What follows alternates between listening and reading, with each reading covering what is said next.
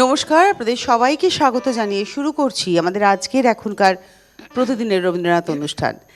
আজকের বলা যেতে পারে প্রতিদিনের রবীন্দ্রনাথের একেবারে সপ্তাহের শেষ দিন, তার কারণ সোম থেকে শুক্র আমাদের পথ চলা। আজকে শুক্রবার, একেবারে একটা ছুটির মেজাজে আমরা এই কদিন আপনারা বিগত সপ্তাহে আমরা যে আলোচনা করেছি তা মূলত রবীন্দ্রনাথ ঠাকুরের বিভিন্ন কাব্যগ্রন্থ নিয়ে। তো আজকে একটু আমরা আড্ডার মেজাজে একদম খোশ গল্প করব, আপনাদের কাছ থেকেও গল্প শুনবো। আজকে এই তাগিদেই আজকে অনুষ্ঠানটা করতে বসা। আমাদের সঙ্গে আজকে শিল্পী রয়েছেন দীপালিকে অনেক অনেক স্বাগত। নমস্কার। সঙ্গে রয়েছেন পিয়ানো এবং কিবোর্ডে দেবাশিস, আর তার সঙ্গে সঙ্গে তবলায় রয়েছেন স্বাগতম। সঙ্গে রয়েছেন আমাদের ক্যামেরার পিছনের প্রত্যেকটি ভাই এবং অবশ্যই আপনারা। আমি বলি এটা একটা বৃত্ত, যে বৃত্তটা সম্পূর্ণ হয় ওনাদের হাত ধরে। মানে আমাদের বৃত্ত যতই আমরা চেষ্টা করি না কেন বৃত্তটাকে সম্পূর্ণ করার, যদি দর্শকরা না থাকেন আমাদের বৃত্ত কিন্তু অসম্পূর্ণ, ফাঁক থেকে যায়। তো সেই ফাঁকটা ভরাট করতে হবে আপনাদের। তো শুরু করব দীপালির হাত ধরে আজকে পথ চলা কিছুক্ষণের জন্য। অবশ্যই আমাদের অনুষ্ঠানটাকে আজকে একটু অন্যরকমভাবে সাজানো আমাদের। তো দীপালি শুরু করি একদম। নিশ্চয়ই।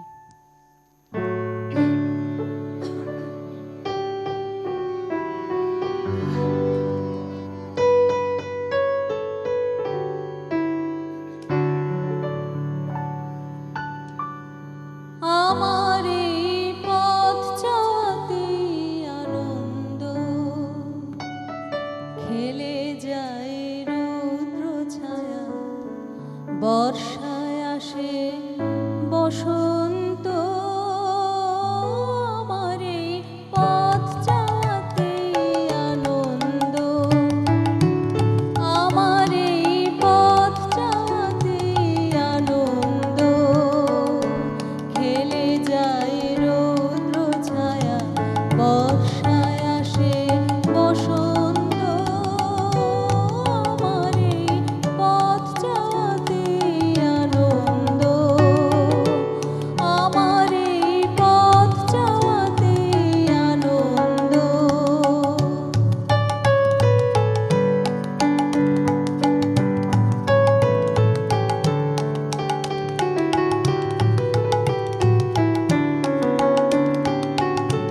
তারাই সম্মুখ দিয়ে আসে যায় খবর নিয়ে, তারাই সম্মুখ দিয়ে আসে যায় খবর নিয়ে। খুশির ওই আপন মনে বাতাস বহে, বাতাস বহে সুমন্দ। আমার এই পথ চলতে আনন্দ, আমার এই পথ চলতে আনন্দ।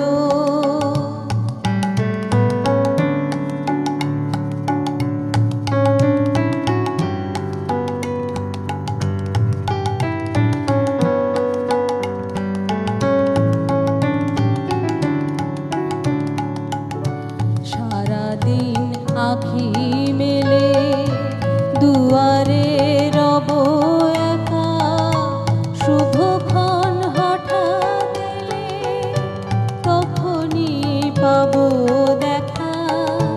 সারাদিন আঁখি মেলে দুয়ারে রব একা, শুভক্ষণ হঠাৎ এলে তখনই পাবো দেখা।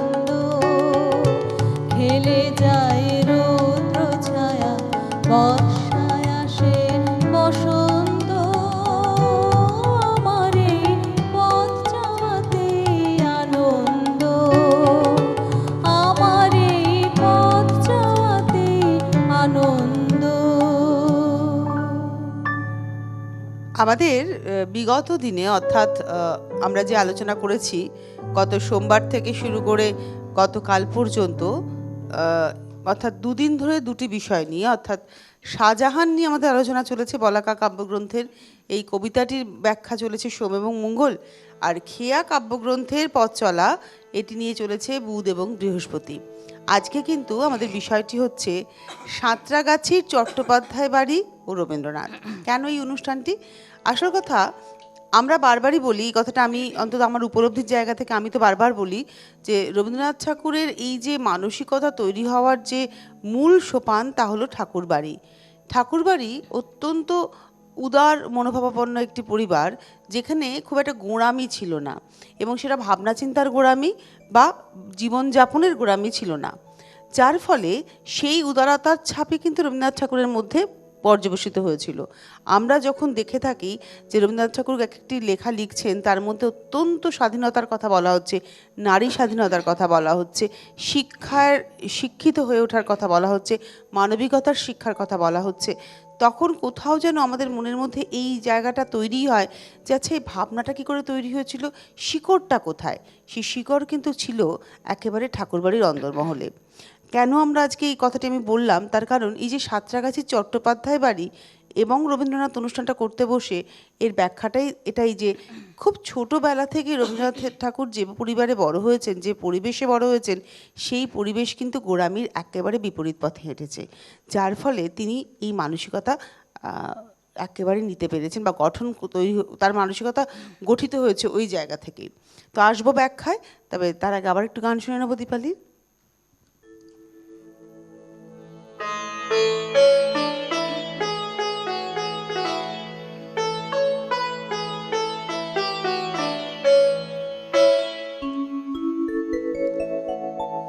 কুল থেকে মোর গানের তরি দিলেম খুলে, সাগর মাঝে ভাসিয়ে দিলেম পালকি তুলে। কুল থেকে মোর গানের তরি দিলেম খুলে, সাগর মাঝে ভাসিয়ে দিলেম পালকি তুলে। কুল থেকে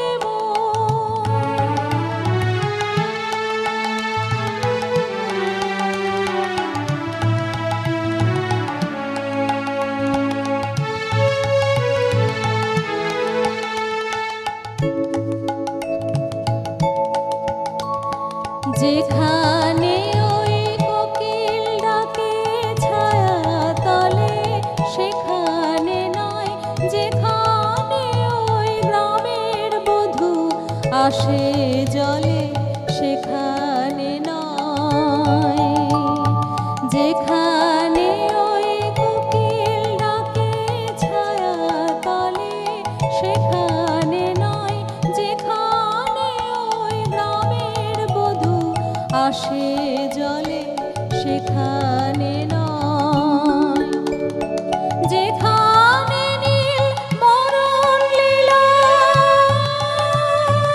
উঠছে দুলে, সেখানে মোর গানের তরি দিলেম খুলে, সাগর মাঝে ভাসিয়ে দিলেম পালকি তুলে। ফুল থেকে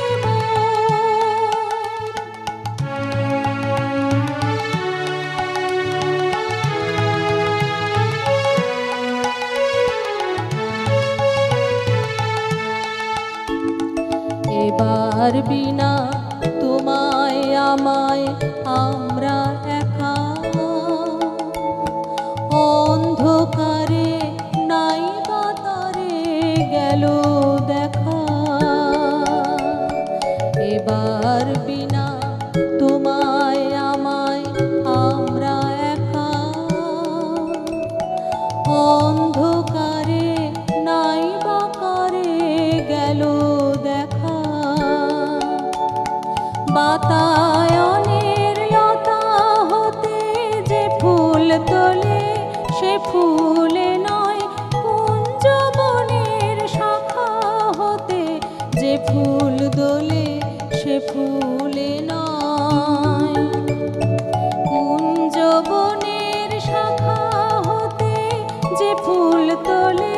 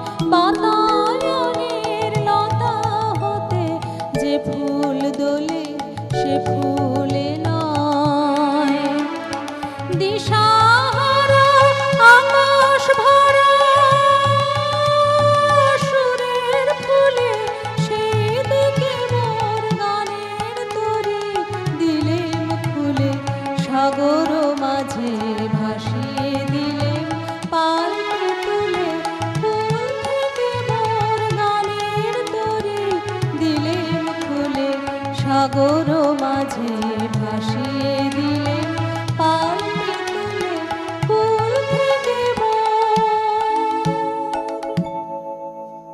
এবারে আসি মূল বিষয়, সাঁতরাগাছির চট্টোপাধ্যায় বাড়ি অর্থাৎ চাটুজ্জে বাড়ি এবং রবীন্দ্রনাথ। আসলে তো রবীন্দ্রনাথ ঠাকুর পৃথিবীর সমস্ত প্রান্তে, বিশ্বের সারা বিশ্ব জুড়ে তিনি সমাদৃত, কিন্তু সাঁতরাগাছির এই চট্টোপাধ্যায় বাড়ি তার সঙ্গে কেন আলাদা করে তার পরিচয়? আসলে এই পরিচয়টা না একটু অন্য রকমের পরিচয়। যখন রবীন্দ্রনাথ ঠাকুর খুব ছোট সেই সময় তিনি তার দুই দাদার বিয়ে উপলক্ষে এই বাড়িতে দুবারই এসছেন নিদবর সেজে। একটি হচ্ছে 1863 সালের 26শে নভেম্বর, তার সেজদা হেমেন্দ্রনাথের বিবাহসূত্রে তিনি আসেন এবং সেইখানে ঝলমলে পোশাকে ছোট্ট রবি নজর কাড়েন সবার। হরদেব চট্টোপাধ্যায়ের কন্যার সঙ্গে বিবাহ হয় মহর্ষির এই সেজপুত্র অর্থাৎ হেমেন্দ্রনাথ ঠাকুরের, এবং হরদেব চট্টোপাধ্যায় তখন থাকতেন মহেশপাল লেনের ভাড়া বাড়িতে। এই ভাড়া বাড়িতে থাকারও একটা ইতিহাস রয়েছে, কেন তিনি ভাড়া বাড়িতে এলেন। তবে তার আগে আবার আমরা একটা গান শুনে নেবো দীপালির, কারণ দীপালি যখন রয়েছে তখন গান শুনতে ইচ্ছে করে বেশি। আর আজকে তো আমরা একটু গল্পের ছলে আছি, কারণ বিগত 4টে দিন আমাদের বেশ একটু অন্য রকমের আলোচনা চলেছে। আমি সবটুকুই শুনেছি, হ্যাঁ, আর ভীষণ ভালো, মানে কাব্য নিয়ে আলোচনা, একদম কাব্যগ্রন্থ নিয়ে আলোচনা করেছিলাম আমরা। তো আমাদের সঙ্গে কোনো বন্ধু রয়েছেন। নমস্কার, সুপ্রভাত। হ্যাঁ, সুপ্রভাত পিসিমণি, আমি বীরভূম থেকে ডোনা বলছি। বলো। আমি একটু পিসিমণির সাথে কথা বলতে চাই। একদম বলো। পিসিমণি নমস্কার। হ্যালো, হ্যাঁ, কে বলছেন? আমি ডোনা বলছি। বলুন। একটা রিকোয়েস্ট আছে। বলুন। গোপন কথাটি রবে না গোপনে। আচ্ছা, নমস্কার। আচ্ছা, তুমি কোন ক্লাসে পড়ো? আমি বিএ পাস করে গেছি। বিএ পাশ করে গেছো? তো হ্যাঁ। তোমার গলা শুনে তো মনে হচ্ছে তুমি ক্লাস 4-এ পড়ো। একদম হ্যাঁ, আমার সবাই বলে গলাটা ছোট। গলাটাই ছোট, তুমি ছোট নও তো। না, একদম তোমার গলা শুনে আমার মনে হয়েছে তুমি ক্লাস 4-এ পড়ো, সেই কারণে জিজ্ঞাসা করলাম। আর তুমি কি গান শেখো? না, গান শিখি না, শুনতে ভালোবাসি। আচ্ছা, শোনো। আচ্ছা, ও একটা অনুরোধ করেছে, খুব ছোট, মানে একদম ছোটদের মতো না গলাটা। তো যাই হোক, আমরা ছিলাম যে তোমার গানে আর কি। বসন্ত পড়ে গেছে, তাই বসন্তের আমার তারিখে না পড়লেও প্রকৃতিতে পড়ে গেছে, পড়ে গেছে, সেই রকম বসন্তের একটা গান গাই। মানে আমরা অপেক্ষা করি বসন্তের, সে তেমনই একটা গান।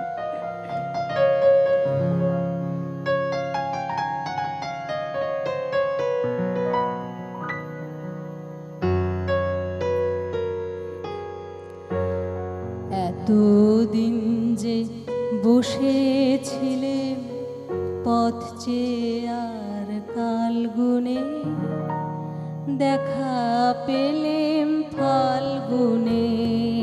এতদিন যে বসেছিলেন পথ চেয়ে আর কাল গুনে, দেখা পেলেম ফাল্গুনে।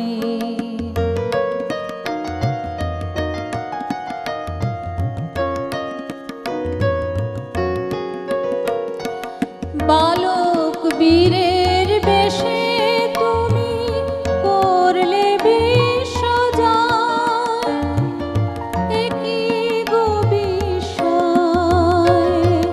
বালক বীরের বেশে তুমি করলে বিশ্বজয়, একই গো বিস্ময়। অবাক আমি তরুণ গলার গান শুনে, দেখা পেলেম ফাল্গুনে। এতদিন যে বসেছিলেম পথ চেয়ে আর কাল গুনে, দেখা পেলেম ফাল্গুনে।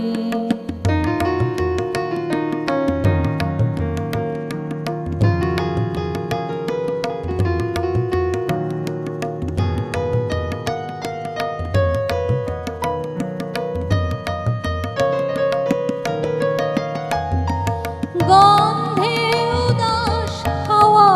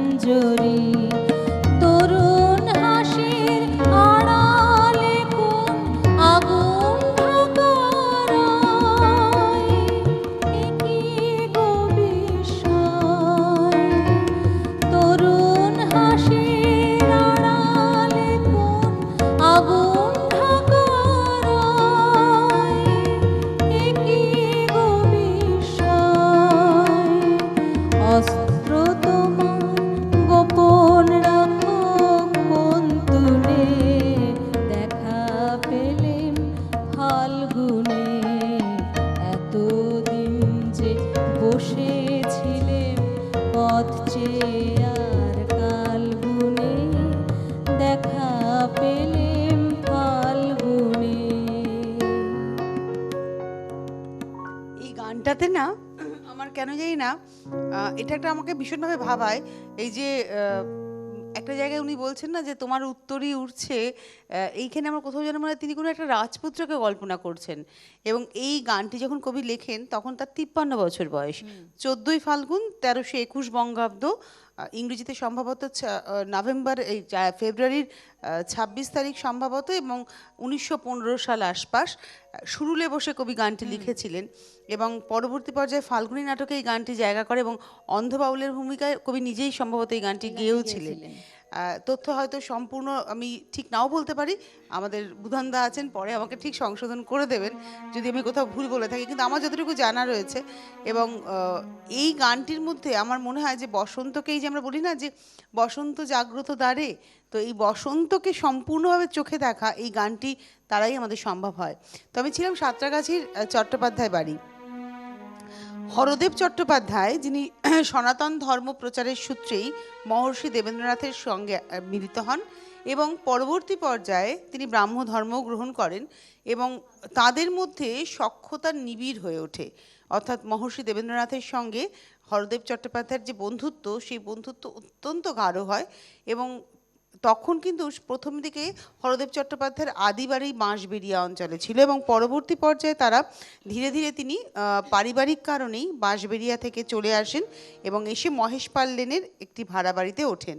এবং তখনই মহর্ষির সঙ্গে তার সখ্যতা অত্যন্ত নিবিড় হয় এবং মহর্ষি ঠিক করেন তার পুত্রদের বিয়ে, বিশেষ করে প্রথমে তো একটা পুত্রেরই বিয়ের কথা হয়, অর্থাৎ হেমেন্দ্রনাথ ঠাকুরের বিয়ে ঠিক হয় তার হরদেব চট্টোপাধ্যায়ের কন্যার সঙ্গে। পরবর্তী পর্যায়ে আবার বীরেন্দ্রনাথ ঠাকুরেরও বিয়ে ঠিক হয় তার আরেক কন্যার সঙ্গে। একই বাড়িতে দুই পুত্রের বিয়ে দেন মহর্ষি এই ক্ষেত্রেই। আমাদের সঙ্গে একজন বন্ধু রয়েছেন। নমস্কার, কে রয়েছেন? সুপ্রভাত। হ্যাঁ, সুপ্রভাত দিদি। আমি উত্তর 24 পরগনা থেকে প্রীতি সরকার নৃত্য শিক্ষিকা বলছি। দিদিকেও ম্যাডামকেও নমস্কার। আমি নিয়মিত শ্রোতা সিটিভিশনের রবীন্দ্রনাথ, প্রতিদিনের রবীন্দ্রনাথ জীবনের সকাল থেকে শুরু হয় রাত অবধি। এটা একদিন মিস করলে মনে হয় কি যেন বিশাল বড় জিনিস মিস হয়ে গেল।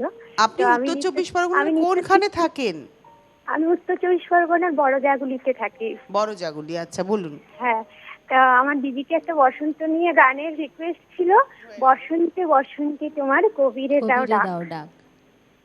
বসন্তে বসন্তে তোমার। ঠিক আছে, আপনি সঙ্গে থাকুন প্রীতি, আমরা গানেই যাব এই মুহূর্তে, আর কি গানেই শুনবো। আবার একটু পূজা পর্যায়ে গান করি।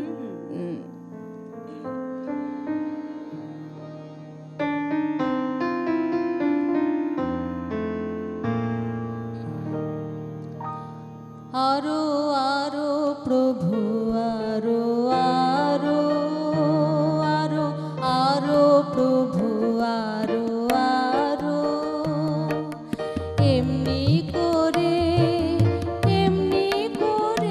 আমায় মারো। আরো আরো প্রভু আরো আরো আরো আরো প্রভু আরো আরো।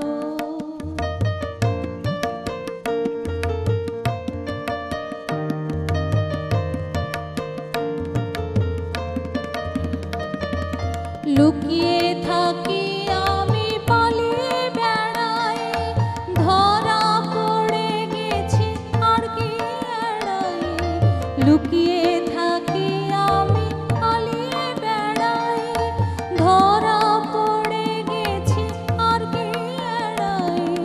যা কিছু আছে সব কাড়ো কাড়ো, আরো আরো প্রভু আরো আরো আরো প্রভু আরো আরো।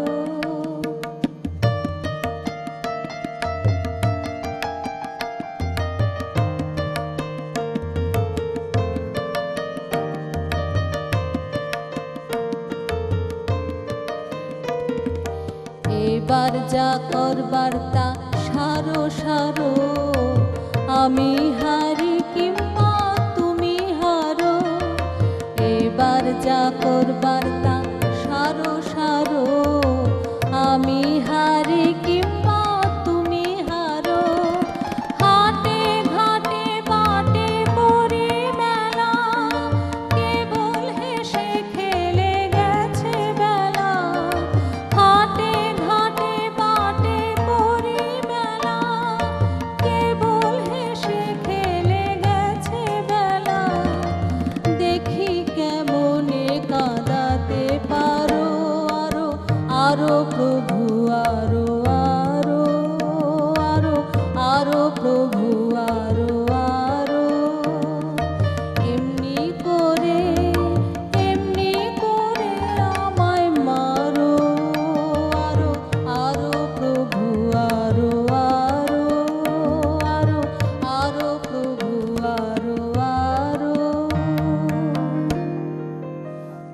গানটা শুনে আমার একটা কথা বলতে ইচ্ছে করছে। আমি বিগত মানে এই সপ্তাহের আগের দিকের আলোচনাতে ফিরে যেতে চাইছি।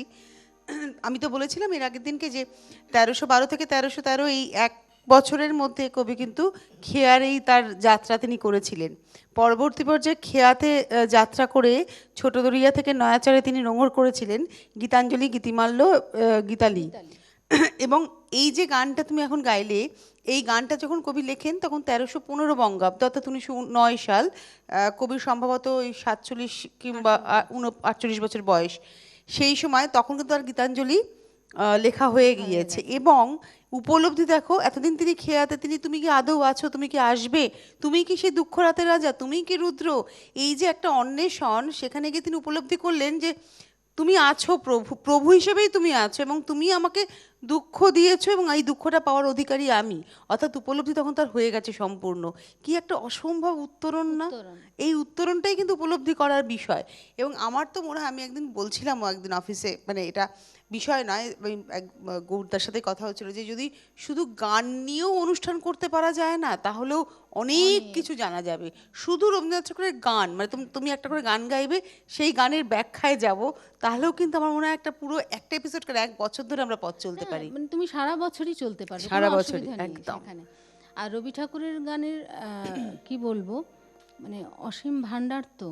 হ্যাঁ, আর প্রত্যেকটা কথা এত নিবিড়, এত মনের সঙ্গে মিশে যায়, প্রতিদিন যেন এর বয়স বাড়ে। একদম। আমি ছোটবেলায় যে গান গাইতাম, এখন সে গান মানে অনেক চেঞ্জ। ছোটবেলায় একটা বোধ নিয়ে গাইতে, এখন আর একটা আবেগ নিয়ে গাও, এই হচ্ছে ব্যাপার। এখন প্রতি মুহূর্তে, বললাম না, রবি ঠাকুরের গানকে যদি আত্মস্থ করা যায়, প্রতি মুহূর্তে তার যে চেঞ্জ, তার যে পরিবর্তন, সেটা বোঝা যায় একদম।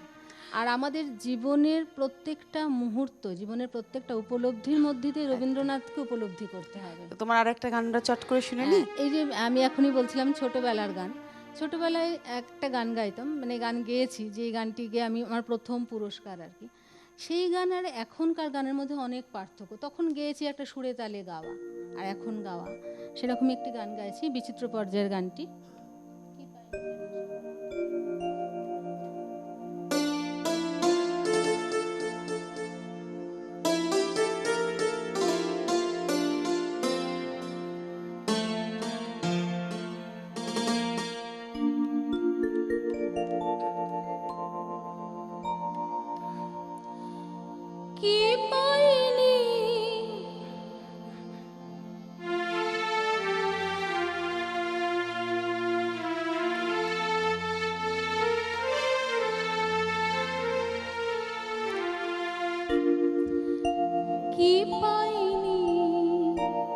তারি হিসাব মিলাতে মন মোর নহে রাজি, কি পাইনি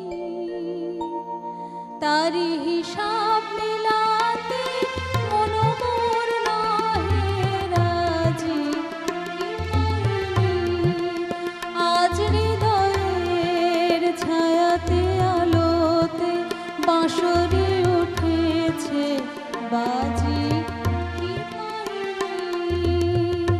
তারি হিসাব মিলাতে মন মোর নহে রাজি, কি পাইনি।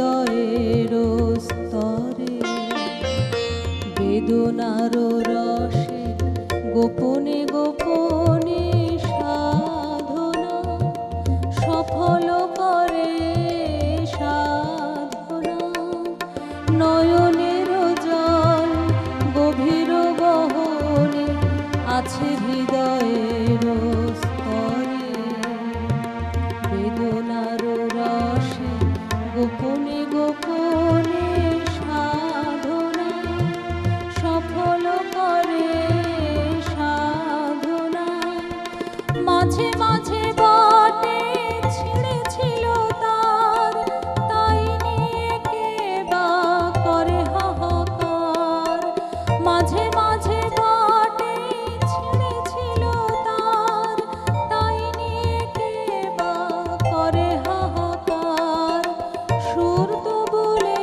গেছিল বারে বার মনে পড়ে তাই আজি কি পাইনি তারি হিসাব মিলাতে মন নহে রাজি কি পাইনি।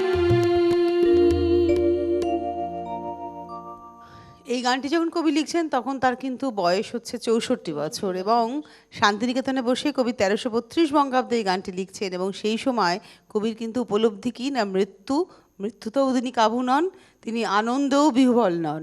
একটা অদ্ভুত স্থিতধী ভাব তার মধ্যে তখন, একদম ঋষি, তখন তিনি ঋষি, এই হচ্ছে ব্যাপার। এবং রবীন্দ্রনাথ ঠাকুরের গানের যে দর্শন, সেই দর্শন আমাদেরকে মানুষ করে তুলতে পারে যদি আমরা সঠিকভাবে সেই দর্শনের আলোয় আলোকিত হতে পারি। আজকের বিষয়ের থেকে বেরিয়ে গিয়ে কথাটি বললাম, বিষয়টি হচ্ছে সাঁতরাগাছি চট্টোপাধ্যায় পরিবার, যে পরিবার বাঁশবেড়িয়া থেকে কলকাতায় আসে, কলকাতায় মহেশ পাল লেনে হরদেব চট্টোপাধ্যায় বসবাস শুরু করেন এবং পরবর্তী পর্যায়ে পাকাপাকিভাবে তিনি থাকেন সাঁতরাগাছিতে। অর্থাৎ তার এই যে সাঁতরাগাছি চট্টোপাধ্যায় পরিবার কথাটি বলছি কারণ পরবর্তী পর্যায়ে তিনি একদম পাকিভাবে চলে যান হচ্ছে সাঁতরাগাছিতে। আবারও একটু প্রেম পর্যায়ের গানে যাই, কিন্তু প্রেম পর্যায়ের গান কিন্তু এর মধ্যে বসন্তের ছোঁয়া আছে।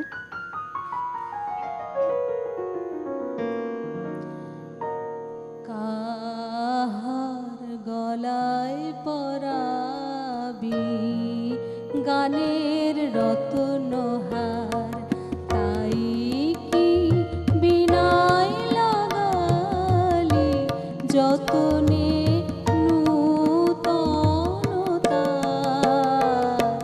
কাহার গলায় পরাবি গানের রতনহার তাই কি বিনাই লাগালি যতনে নূতনতা কাহার গলায় পরাবি গানের রতনহার।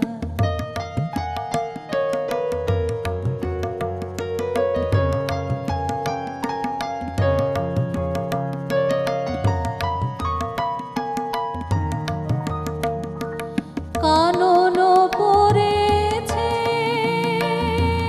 শ্যামল দুকুল আমের শাখাতে নূতন মুকুল কানন পড়েছে শ্যামল দুকুল আমের শাখাতে নূতন মুকুল নবীনের মায়া করিল আকুল হিয়া তোমার তাই কি বিনাই লাগালি যতনে নূতনতা কাহার গলায় পরাবি গানের রতনহার।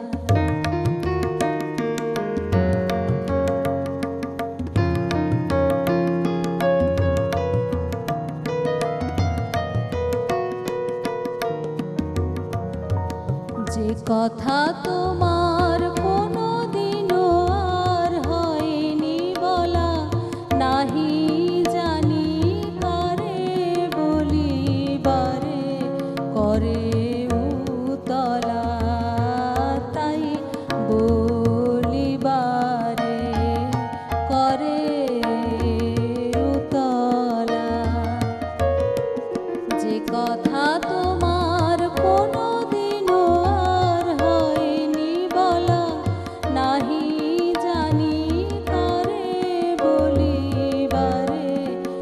করে উতলা, তাই বলিবারে করে উতলা।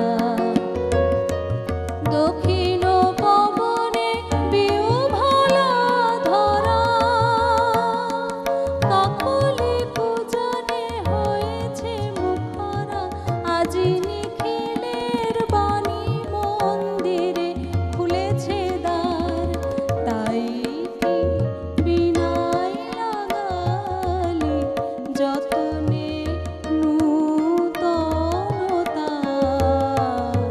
কাহার গলায় পরাবি গানের রত্নহার, তাই কি বিনাই লাগালি যতনে নূতনতা। কাহার গলায় পরাবি গানের রত্নহার। আমি একটু বিষয়ে চলে আসি দীপালি, সেটি হচ্ছে যে হরদেব চট্টোপাধ্যায়ের পৈতৃক বাড়ি ছিল হুগলির বাঁশবেড়িয়া। পরবর্তী পর্যায়ে তিনি কলকাতার মহেশপাল লেনে চলে আসেন বাড়ি ভাড়া নিয়ে, এবং একেবারে শেষের দিকে সাঁতরাগাছিতে তার একদম পাকিভাবে বসবাস করা। হরদেব চট্টোপাধ্যায়ের কন্যা নিপময়ী দেবীর সঙ্গে মহর্ষির পুত্র হেমেন্দ্রনাথের বিবাহ স্থির হয়। হেমেন্দ্রনাথের বিবাহ যখন স্থির হয়, মহর্ষি পুত্র হেমেন্দ্রনাথের সঙ্গে নিপময়ী দেবীর বিয়ে যখন ঠিক হয়, সেই সময় সমাজে একটা আলোড়ন ওঠে। তার কারণ হরদেব চট্টোপাধ্যায়রা ছিলেন রাঢ়ী শ্রেণীর কুলীন ব্রাহ্মণ, আর মহর্ষিরা ছিলেন হচ্ছে পিরালি সম্প্রদায়ের ব্রাহ্মণ, এবং তারা ব্রাহ্মও বটে।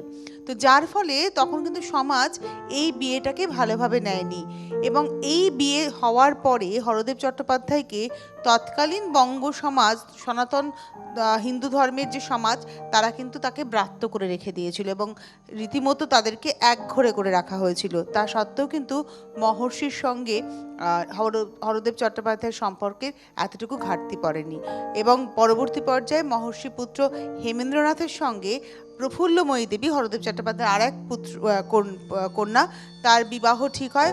প্রফুল্লময়ী দেবী এবং হেমেন্দ্রনাথের বিয়ে হয়, বীরেন্দ্রনাথের বিয়ে হয়। মহর্ষির পুত্র বীরেন্দ্রনাথের সঙ্গে প্রফুল্ল দেবীর বিবাহের পরে তাদের যে সন্তান, তিনি হলেন কিন্তু বলেন্দ্রনাথ, যার সঙ্গে রবীন্দ্রনাথ ঠাকুরের ভীষণ সখ্যতা ছিল। আসলে কথা, বয়সের নিরিখে তো কাকা ভাইপোর বয়সের ফারাক ছিল না, ছিল বন্ধুর, মানে দাদা ভাইয়ের বয়সের ফারাক। এবং এই বিবাহ সূত্রেও কিন্তু রবীন্দ্রনাথ ঠাকুর এসেছিলেন এই হরদেব চট্টোপাধ্যায়ের বাড়িতে, এবং ঝলমলে পোশাকে সেখানেও তিনি নিতবর হয়ে এসেছিলেন। পরবর্তী পর্যায়ে এই পরিবারের সঙ্গে তাদের সখ্যতা অন্য মাত্রায় পৌঁছে যায়, এবং মৃণালিনী দেবীর ব্যবহার করা অনেক কিছুই এই পরিবারের কাছে রয়ে যায়।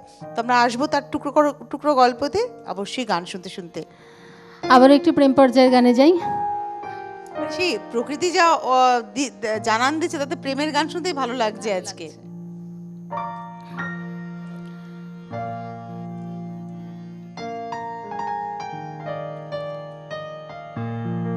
সেই ভালো আমারে না হয় না জানো, সেই ভালো আমারে না হয় না জানো,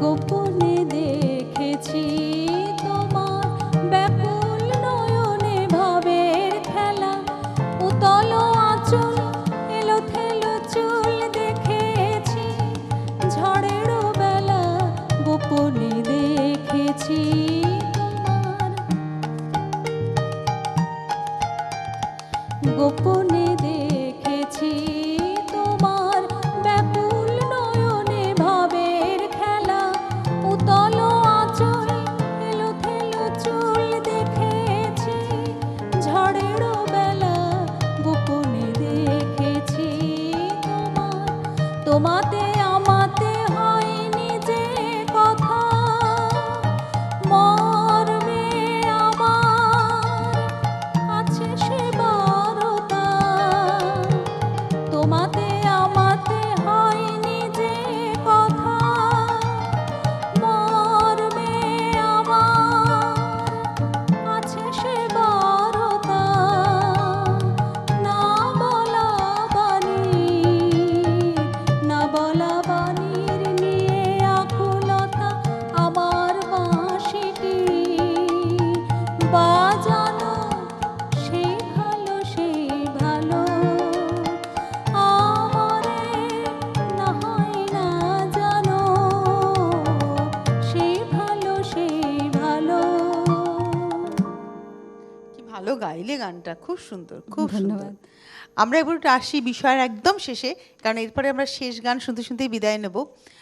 যেটি বলছিলাম যে হেমেন্দ্রনাথের সঙ্গে যখন নিপময়ী দেবীর বিবাহ স্থির হয়, তখন কিন্তু সমাজ ভালোভাবে নেয়নি, শুধু নয়, তারা কিন্তু চেষ্টা করেছিল বিয়েতে গোলযোগ সৃষ্টি করার। সেই কারণে এই বিয়েতে, অর্থাৎ 1863 26শে নভেম্বর যে বিবাহ হয় তৎকালীন মহেশ পাল লেনের চট্টোপাধ্যায় পরিবারে, তখন কিন্তু নিরাপত্তার ব্যবস্থা করা হয়েছিল এবং হেমেন্দ্রনাথকে পালকিতে করে নিয়ে আসা হয়েছিল এবং বিবাহের দিন স্বয়ং মহর্ষি নিজেও উপস্থিত ছিলেন। পরবর্তী পর্যায়ে এবং তৎকালীন তত্ত্ববোধিনী পত্রিকায় এই বিয়ের উল্লেখ ছিল, এই বিয়ের বর্ণনা দেওয়া হয়েছিল। পরবর্তী পর্যায়ে 1865 সালের 18ই ফেব্রুয়ারি মহর্ষির আরেক পুত্র বীরেন্দ্রনাথের সঙ্গে হরদেব চট্টোপাধ্যায়ের আরেক কন্যা প্রফুল্লময়ী দেবীর বিবাহ স্থির হয় এবং এই বিয়ে উপলক্ষে যে ব্যাখ্যা আমরা পাই তাতে দেখা যায় জ্যোতিরিন্দ্রনাথ এই বিয়ের তত্ত্বাবধানে ছিলেন এবং তার সঙ্গে সঙ্গে যেটি উল্লেখযোগ্য কথা ছিল সেটি হচ্ছে যে বিবাহের পরের দিন একটা ছোট পালকি, যাকে তঞ্জাম বলা হয়েছে, সেই তঞ্জামে করে জ্যোতিরিন্দ্রনাথ ঠাকুর নিজে প্রফুল্লময়ী দেবীকে নিয়ে যান জোড়াসাঁকো ঠাকুর বাড়িতে এবং অত্যন্ত গয়নাগাটি পরিয়ে প্রফুল্লময়ী দেবীকে নিয়ে আসা হয় জোড়াসাঁকো ঠাকুর বাড়িতে। এবং পরবর্তী পর্যায়ে এই প্রফুল্লময়ী দেবী এবং বীরেন্দ্রনাথের পুত্রই হচ্ছেন বলেন্দ্রনাথ, যার সঙ্গে রবীন্দ্রনাথের সখ্যতা গড়ে ওঠে এবং এই সাঁতরাগাছির চট্টোপাধ্যায় পরিবারেই কিন্তু মৃণালিনী দেবীর ব্যবহার করা হাতির দাঁতের মাথার ক্লিপ, যেখানে নাম খোদাই করা, সেটি রাখা রয়েছে সযত্নে। পাশাপাশি বলেন্দ্রনাথ ঠাকুরের অনেক চিঠিপত্র এখানে সযত্নে রাখা রয়েছে। বাড়িটি জীর্ণ হয়ে গেলেও কিছুদিন আগে সেখানে একটি ফলক বসানো হয় এবং সেই বাড়ির পরিবারের সদস্যরা কিন্তু চেষ্টা করেছেন তাদের কাছে যা সংরক্ষিত রয়েছে সেগুলোকে যত্ন করে রাখার। এরকমভাবে কিন্তু আমাদের বাংলার চারপাশে বহু পরিবার আছে যাদের সঙ্গে ঠাকুর বাড়ির কোনো না কোনোভাবে যোগাযোগ আছে। আসলে যখন এই দুটি বিয়েতে রবীন্দ্রনাথ ঠাকুর নির্ভর হয়ে এসেছিলেন তখন তার কেউ বুঝতেও পারেননি যে এই মানুষটি একদিন বিশ্ববিখ্যাত হবে। সুতরাং যদি সেটা বোঝা যেত তাহলে হয়তো তাদের বিষয়টা একটু অন্যরকমভাবে তারা কেয়ার করতেন, মানে তদারকিটা অন্যরকমভাবে করতেন। তো এহেন রবীন্দ্রনাথ ঠাকুরের সঙ্গে সাঁতরাগাছি চট্টোপাধ্যায় পরিবারের সম্পর্ক নিয়ে আমাদের আজকে একটু হালকা ফুলকা আলোচনা করলাম আপনাদের সঙ্গে নিয়ে। আপনারা অবশ্যই আমাদের সঙ্গে থাকবেন এই আশা জানিয়ে আজকে অনুষ্ঠানের শেষ গানে যাব, দীপালির শেষ গান। আর বলি, আগামীকাল দেখা হচ্ছে আপনাদের সঙ্গে দুখুমিয়া অনুষ্ঠানে। অবশ্যই সেই দুখুমিয়াতেও আপনাদেরকে আমরা সঙ্গে পাবো। তো দীপালি, ভালো থেকো, তুমিও ভালো থেকো, সবাই ভালো থাকুক আর বসন্তে ভরে উঠুক সবটুকু। শুরু করেছিলাম পূজা পর্যায়ের গানে, শেষ করব পূজা এবং প্রার্থনার একটি গানে। এটি কাফি রাগাশ্রিত গান। সব থেকে দেখো, রবি ঠাকুরের যে আমরা বলি না উত্তরণ এবং ঈশ্বরের যে উপলব্ধি, এই গানটি যখন উনি রচনা করেন ওনার বয়স তখন 24 বছর, তখনকার গান। এটি বড় ভালো একটি গান।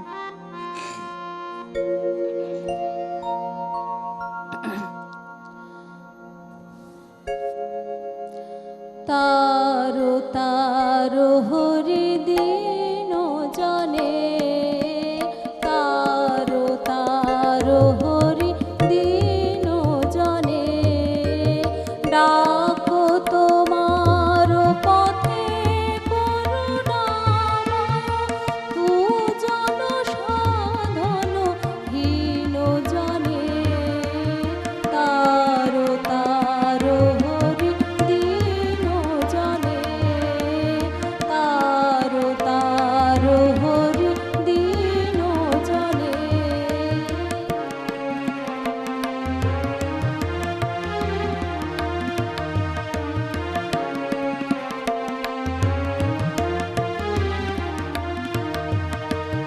অকুল